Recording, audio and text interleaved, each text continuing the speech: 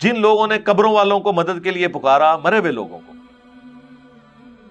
ان کا ایاک نعبد و ایاک نستعین کی وائلیشن کا یہ لیول ہو، اور وہ ہمیں کہیں کہ جی انجینئر صاحب جو ہیں وہ دیکھیں وہ تو منی گاڈ لفظ بولتے ہیں.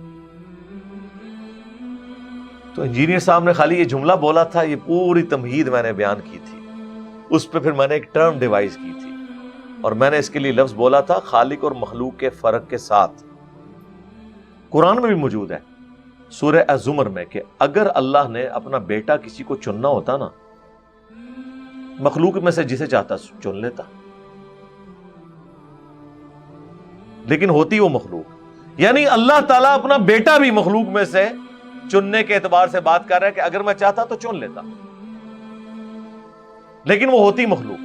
بیٹا ہوتا لیکن مخلوق ہوتی. اور یہاں تک کہ قل ان کان للرحمن ولد فانا اول العابدین. اے نبی صلی اللہ علیہ وآلہ وسلم ان سے فرماؤ کہ بالفرض اگر اللہ کا کوئی بیٹا ہوتا تو سب سے پہلے میں اسے پوچھ رہا ہوں. ظاہر ہے پھر وہ اگرچہ وہ اللہ کا بیٹا ہوتا، معبود بھی ہوتا، لیکن وہ اللہ کی وہ کوالٹی جو ہمیشہ سے ہونے والی ہے وہ اس کو حاصل نہ ہوتی، کیونکہ ونس کوئی کریٹڈ ہو جائے تو وہ پھر اللہ نہیں رہتا.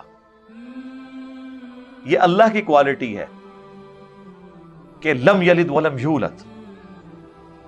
لیکن پھر بھی اللہ نے فرمایا کہ اگر ہم نے کسی کو بیٹا چننا ہوتا نا، مخلوق میں سے کسی کو چن لیتے کہ یہ ہمارا بیٹا ہے، لیکن ہوتی وہ مخلوق. تو اس اعتبار سے اللہ تعالیٰ نے یہ پاسبلٹی تو قرآن میں بھی بیان کی ہے کہ اگر ایسا ہوتا. ہم نے تو آپ کو کوالٹیز کے اعتبار سے ایک ٹرم ڈیوائز کی ہے. یار آپ کے بزرگان دین اور بزرگان بے دین نے تو ہزاروں ٹرمنالوجیز ڈیوائز کی ہوئی ہیں، وحدت الوجود نہیں کی ہے. یہ کہاں آئی آیت میں، حدیث میں؟ جو ڈاکٹر اسرار صاحب آج تک بےچارے اپنی وفات تک صفائیاں پیش کرتے رہے کہ جی صوفیاء جو وحدت الوجود مانتے تھے وہ اصل میں لوگوں کو سمجھ نہیں آئی. کبھی وہ ان کو رد بھی کرتے تھے، کبھی سپورٹ بھی کر دیتے تھے. وحدت الوجود سے مراد یہ ہے کہ کائنات کی ہر چیز ایک اللہ کی وجہ سے اپنی اصلی حالت میں ہے. اگر اس کا امر کن ہٹ جائے تو یہ ہر چیز ختم ہو جائے تو ٹھیک ہے.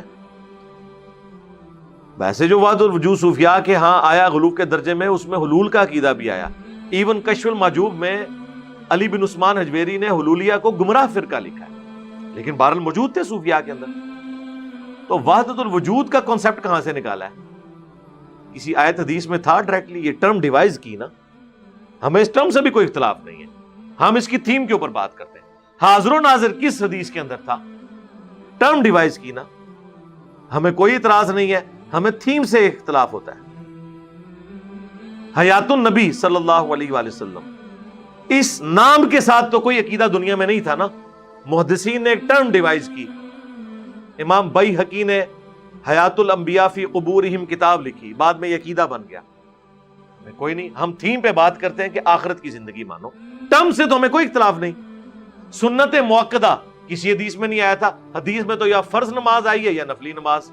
آپ نے ایک ٹرم ڈیوائز کی، ہم نے ویلکم کہا، ٹھیک ہے یار کوئی مسئلہ نہیں. غیر موقدہ کریں، کوئی مسئلہ نہیں. ٹرمز تو آپ کے سارے بڑے ابھی تک ڈیوائز کرتے آئے ہیں، لیکن وہ دیکھا جاتا ہے اس ٹرم کے پیچھے تھیم کیا ہے، اس کے اوپر بات ہوتی. نا خدا بولا جاتا ہے نا، یہ لفظ ہے ناؤ خدا، کشتی کو چلانے والا نگہبان. ناؤ خدا، یہ مختصر ہو کے نا خدا بن گیا، یعنی کشتی کا خدا. اس کے اوپر کبھی کسی نے شرک کا فتویٰ لگایا؟ نہیں. خدا کا لفظ تو بول رہے ہیں، وہ کہتے ہیں نہیں یار یہ ان معنوں میں نہیں ہے. جی یہ انہی معنوں میں ہے جس طرح ہم منی گاڈ بولتے ہیں. وہ کشتی کا منی گاڈ ہوتا ہے، چلانے والا. قرآن میں بھی آیا سورہ یوسف میں، حضرت یوسف علیہ السلام نے کہا جب ایک بندے نے خواب دیکھا تو تعبیر کے طور پہ کیا فرمایا؟ تم میں سے ایک شخص اپنے خدا کو شراب پلائے گا، اپنے رب کو. رب کا لفظ ہے وہاں پہ. وہ کہتے ہیں نہیں وہ رب کا لفظ تو ہے، لیکن یہاں رب کا لفظ جو ہے وہ آقا کے معنوں میں. کیوں بھئی؟ پہلے صفحے پہ بتایا ہے تم نے ہمیں کہ رب العالمین ہے اللہ، تو اب یہاں پہ رب کا معنی کیوں چینج ہو گیا؟ وہ کہتے ہیں نہیں، رب پالنے والے کو کہتے ہیں، اللہ تو بڑا پالنے والا ہے نا، تو یہ جو آقا ہے جس نے غلام رکھے ہوتے ہیں وہ بھی اپنے غلاموں کے لیے رب ہی ہوتا ہے. اچھا، تو اس کے اوپر تمہیں کوئی یاد نہیں آیا کہ تم نے اسے منی گاڈ بنا لیا ہے؟ کس نے بنایا؟ یوسف علیہ السلام نے. اور بیان کس نے کیا؟ اللہ نے قرآن کے اندر. وہ کہتے ہیں نہیں، وہ دیکھیں وہ بھی تو ہے نا، رب ارحمہما کما ربیانی صغیرا. ماں باپ کے لیے بھی رب کا لفظ بولا گیا کہ اے رب ان دونوں پر رحم فرما جس طرح بچپن میں انہوں نے مجھے پالا تھا. تو بالکل ٹھیک ہے، ہوں آئے ہو نا لینڈ تے.